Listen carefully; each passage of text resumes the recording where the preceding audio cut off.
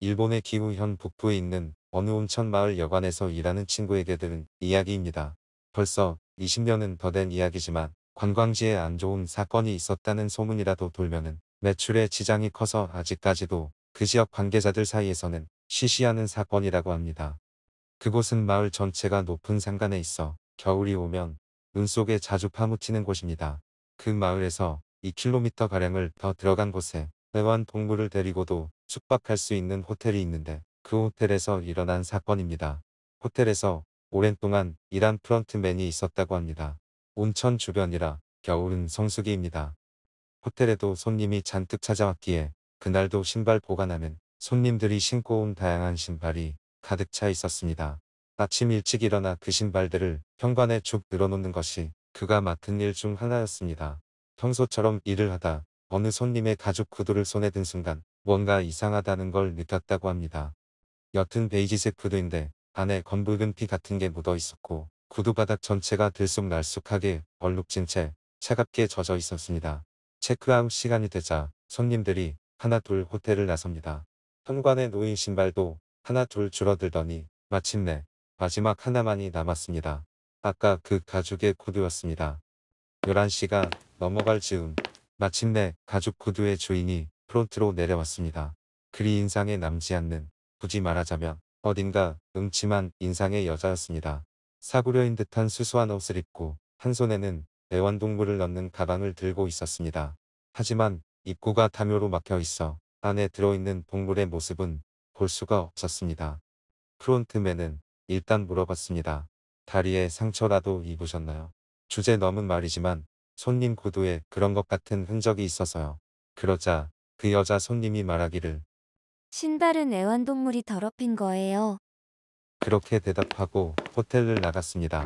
그런데 1시간 정도 지나 방을 청소하러 간 여성 종업원에게서 연락이 왔는데 아까 그 손님이 묵었던 방이 이상하다고 소란이었습니다. 그 방으로 가보니 다다미 위에 발자국이 어지럽게 찍혀 있었습니다.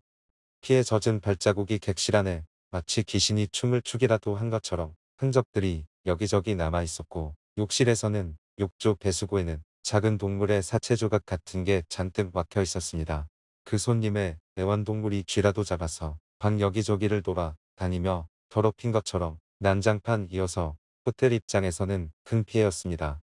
다음날 그 호텔의 보일러를 관리하는 마을 사람이 국도에서 100m가량 떨어진 곳에 눈으로 덮인 숲속에 있는 숲길을 지나가다 수상한 검정색 비닐봉지를 발견했는데 그 비닐봉지 안에서는 형체가 많이 훼손된 갓난 아기의 사체가 발견되었다고 합니다.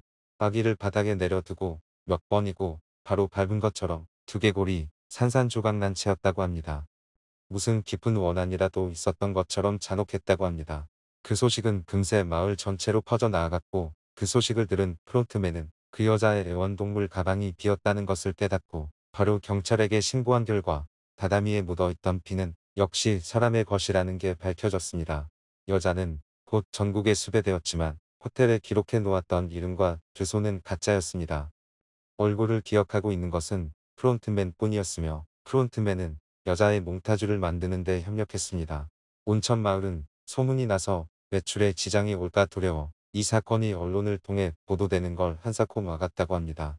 그리고 반년 정도 지나 계절은 여름으로 바뀌었습니다. 결국 여자의 행방은 찾을 수 없었고 수사는 진전 없는 미궁속이었습니다. 하지만 마을은 어느덧 아무 일도 없었다는 것처럼 과거의 평온함을 되찾고 있었습니다. 프론트맨 역시 평소처럼 호텔에 걸려오는 전화를 받고 있었습니다. 내일 예약을 좀 하고 싶은데요. 지난번에 전화했을 때는 사카모토 씨라는 분이 담당하셨던 것 같은데, 제가 사카모토입니다. 사카모토 씨 맞으신가요? 네, 그렇습니다. 그렇게 말하니 한동안 수화기 너머에서는 아무 말이 없었습니다. 아, 그럼 내 몽타주를 그린 게 너지?